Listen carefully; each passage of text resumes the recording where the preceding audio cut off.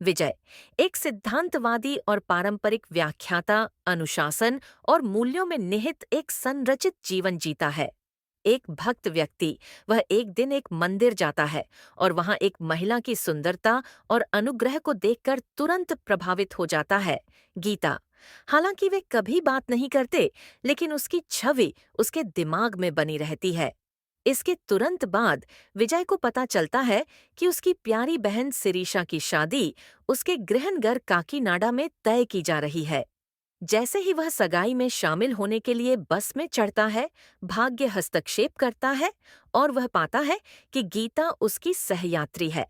अपने शरारती दोस्त से प्रोत्साहित होकर विजय लंबी यात्रा का उपयोग गीता से दोस्ती करने और उसे लुभाने के अवसर के रूप में करने का फैसला करता है। वह उससे बातचीत करता है और शुरू में संकोची होने के बावजूद वह थोड़ा गर्म होने लगती है। हालांकि एक दुर्भाग्यपूर्ण घटना सब कुछ पटरी से उतार देती है। जब गीता बस में सो रही होती है तो विजय उसके साथ एक सेल्फी लेने की कोशिश करता है। उस समय ड्राइवर अचानक ब्रेक लगाता है, जिससे विजय गिर जाता है और गलती से उसे चूम लेता है। गीता भयभीत होकर जागती है और अपमानित महसूस करती है। क्रोधित होकर वह अपने भाई फणींद्र को बुलाती है, जो एक कठोर और शक्तिशाली व्यक्ति है, ताकि वह विजय के खिलाफ कार्रवाई करे। विजय गीता से विनती करता है, यह समझाने की कोशिश करता है कि यह घटना आकस्मिक थी, लेकिन वह उसकी बात सुनने से इनकार कर देती है। क्रोधित फणींद्र से आसन्न खतरे को भांपते हुए विजय बस से कूद जाता है और भाग जाता है। बाद में वह सिरीशा की सगाई में जाता है, लेकिन उसे एक बड़ा झटका लगता है। फणींद्र दूल्हा है। गीता अब उसकी होने वाली भाभी है। अपने गुस्से के बावजूद गीता सिरीशा की खुशी की रक्षा के लिए अपने परिवार को अतीत के बारे में नहीं बताने का फैसला करती है। वह विजय को अपने व्यवहार को बदलने और परेशानी से दूर रहने की सख्त चेतावनी देती है। जैसे जैसे शादी की तैयारियां आगे बढ़ती हैं, गीता और विजय को कई काम एक साथ करने के लिए नियुक्त किया जाता है, जिससे वे असहज निकटता में आ जाते हैं। विजय बार बार माफी मांगने और अपने इरादे स्पष्ट करने की कोशिश करता है, लेकिन गीता ठंडी और व्यंग्यात्मक बनी रहती है, अक्सर उसके प्रयासों को गलत समझती है। इस बीच विजय की एक युवा छात्रा नीलू उस पर क्रश विकसित करती है। जब वह उसके अनुचित प्रस्ताव को अस्वीकार कर देता है, तो वह उसे एक उत्तेजक वीडियो भेजकर बहकाने की कोशिश करती है।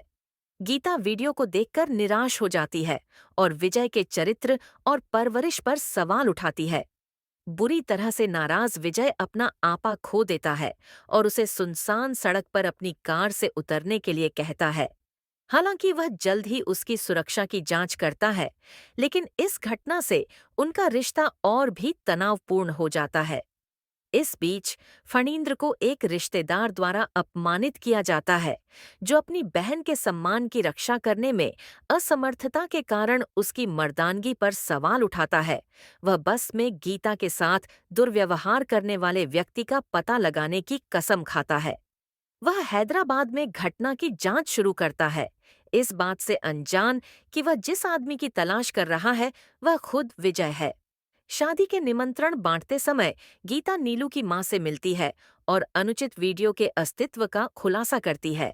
हालांकि महिला बताती है कि विजय उस रात तुरंत उनके घर आया था और नीलू से भिड़ गया था, उसे डांटा था और ईमानदारी से उसे सलाह दी थी।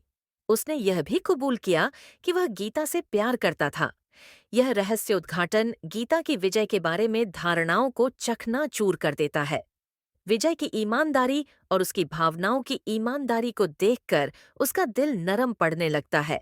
हालांकि वह अभी भी व्यंग्य और ताने के साथ अपनी भावनाओं को छुपाती है, लेकिन गीता विजय से प्यार करने लगती है।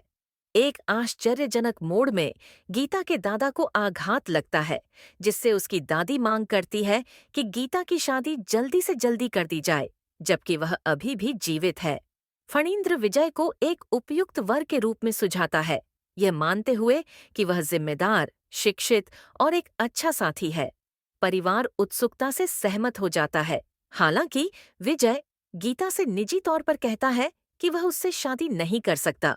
वह कबूल करता है कि उसे डर है कि उनकी लगातार गलतफहमियां उनके भविष्य को बर्बाद कर सकती हैं और वह केवल एक दायित्व या बैकअप विकल्प नहीं बनना चाहता। वह एक ऐसा साथी चाहता है जो वास्तव में उसे चुनता हो। गीता उसके फैसले से तबाह हो जाती है।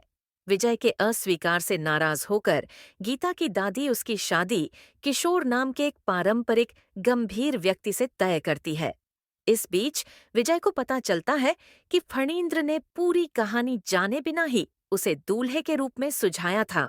अपराध बोध को सहन करने में असमर्थ विजय फणींद्र के सामने सच सच बता देता है और कबूल करता है कि गीता के साथ बस की घटना में वह ही शामिल था।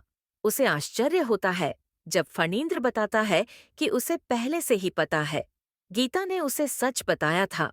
इससे भी महत्वपूर्ण बात यह है कि फणींद्र विजय को बताता है कि गीता उसे प्यार करने लगी थी, क्योंकि उसे पता चल गया था कि वह वास्तव में कौन है। उसने उसे कभी भी एकमात्र विकल्प नहीं माना, उसने उसे पूरे दिल से चुना था। अपनी गलती का एहसास होने पर विजय शादी रोकने के लिए दौड़ता है, लेकिन गीता की शादी की तैयारियां पहले से ही चल रही होती हैं और वह समय पर उसके पास पहुंचने में विफल रहता है। बाद में वह अपनी एक करीबी विश्वासपात्र नित्य को यह पूरी कहानी बताता है। असहाय महसूस करते हुए विजय स्वीकार करता है कि उसे नहीं पता कि उसे और क्या करना चाहिए। नित्या एक साहसिक योजना सुझाती है। फणींद्र के पास वापस लौटो, उसके पैरों पर गिरो और तब तक आगे बढ़ने से मना करो जब तक वह विजय को गीता से शादी करने के लिए सहमत न हो जाए। हताश और प्यार से प्रेरित विजय उसकी सलाह का पालन करता है। विजय की ईमानदारी से प्रभावित होकर फणींद्र आखिरकार सहमत हो जाता है। विजय शादी में भागता है और सफलतापूर्वक इसे रोकता है। गीता, जो मन ही मन उसके लौटने की उम्मीद कर रही थी, बहुत खुश है।